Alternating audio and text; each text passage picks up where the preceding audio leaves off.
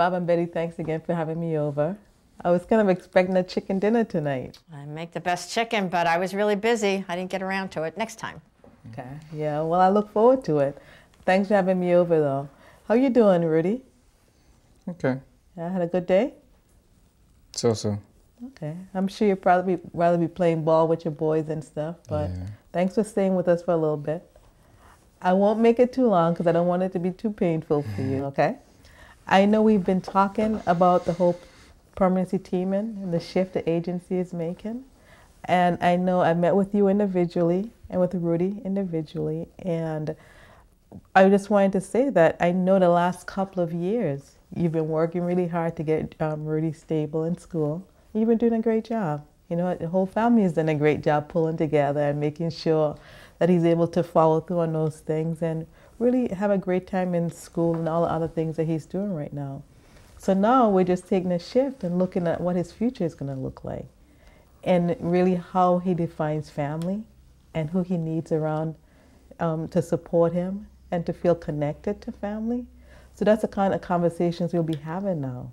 This is, again, is only a beginning conversation. This is something that we'll be talking about for a while. But we want to make sure that we're going in that direction right now. So I know I had a chance to talk to you about it before. Betty, have you any thoughts about it since then? My thoughts were that we came to Casey, and the reason that we did was that we wanted to have a child come and be part of our family and stay with us, grow up, be part of their life in the same way that it was with our own kids. So our picture of us and Rudy is that we're going to be together forever. For a long time, he's part of our family. Yeah, Rudy, you should know that. We love you just like we love the twins. We think about you long term. Mm-hmm. Right? Well, she has a funny way of showing it. She nags? Yeah, all the time. You know that. Well, she nags with the twins, too. Yeah, but they're the twins. Those are her kids.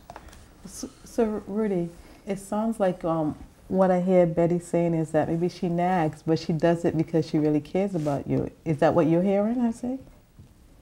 She's got a funny way of showing that she cares about me. Like, she's always on my case.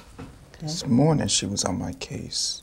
I'm going to be on your case forever, just like I'm on everybody else's case because you're part of this family. Yeah. Rules. I got rules.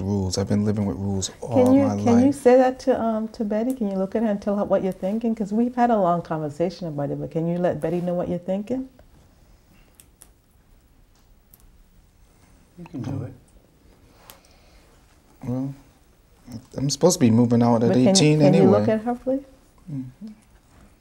I mean, I told you I was going to be getting an apartment.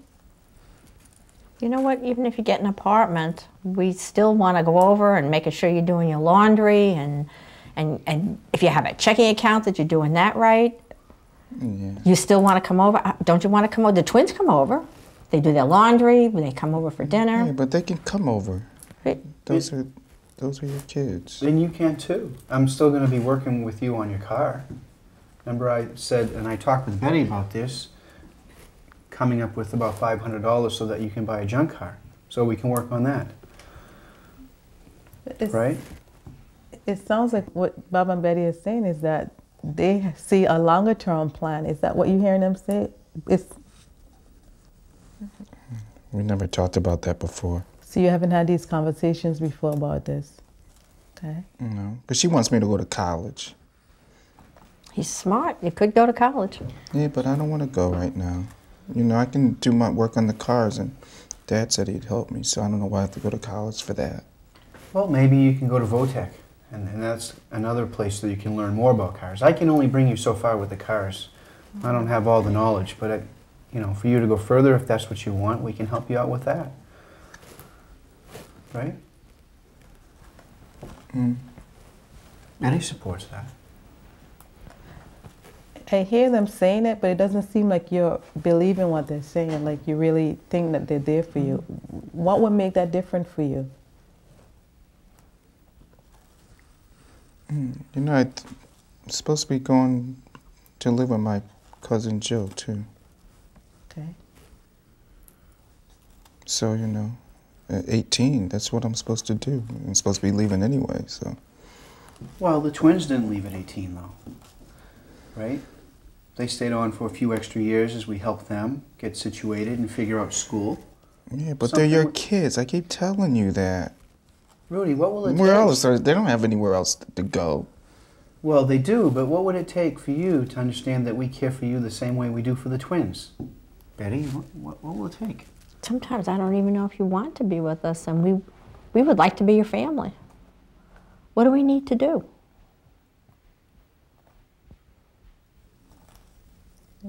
It sounds like a much longer conversation and something that we're going to finish tonight. But it sounds like there's a piece missing for you, Rudy. And I think we can continue to have these conversations about how you define family. You know, some kids are born into a family. Some kids move into other families. There's guardianship. There's adoption. Some of these are conversations we might need to have to help Rudy figure out how he defines family and how it fits into his long-term plan. And how we extend that family to who's included in that. I know we've talked about your Aunt Harriet and your cousin Joe and how we integrate both those families, because even if you move out at 18, you still need a family connection, and how we integrate the foster family that you have here and your family, your blood, like you call them. Claudia, we haven't talked about guardianship or adoption before because we think that Rudy, and we feel that Rudy's part of our family, but that's something that, Betty and I would like to talk to you about more, to understand what that means for us. And that would be important for Rudy to understand too. Yeah. Maybe that's what he needs to hear about. Is that something you feel like a conversation you want to have, Rudy? Yeah, it's all right.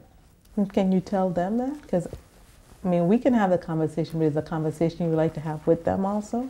As long as she doesn't start nagging about it, Dad's all right with that. But Give up on the nagging, Rudy, because it's going to keep happening. It sounds like we're going to have nagging. We're always going to have the nagging. But You can count on that. Next year, the year after, 20 years from now. So nagging is going to be there. But it sounds like they're saying things, and I'm not sure you're able to hear it. So we have to figure out how to help you to hear what they're saying and to continue to have these conversations.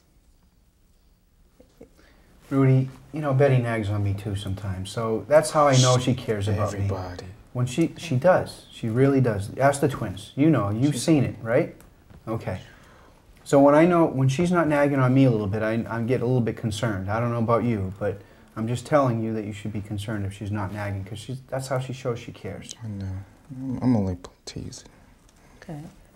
So it's important for us, to have, this is only the beginning of the conversation. We're talking about a lot of stuff right now. Mm-hmm. How Rudy defines his family, who he wants to be connected to. And this is not a one-time conversation. It sounds like a conversation that you, Bob and Betty, you need to continue amongst yourself. It sounds like a conversation you can have with Rudy, even if I'm not around. And it definitely is a conversation that I'll continue to have with you, okay? What we want to do now is, we talked about meeting with Aunt Harriet, myself and Rudy. I want to make sure that's okay to do that. And to also have the opportunity to meet with you, Rob and Betty and Harriet, okay? So I'll set those meetings up, and then we'll keep moving forward and plan towards the team meeting that we're talking about, okay? So I'll give you a call and we'll set up another time to do that. And thanks for having me over again, and I look forward for that chicken dinner. I promise. Okay, thanks a lot. Thank you, Okay. Claudia. Thanks, Rudy. Thanks.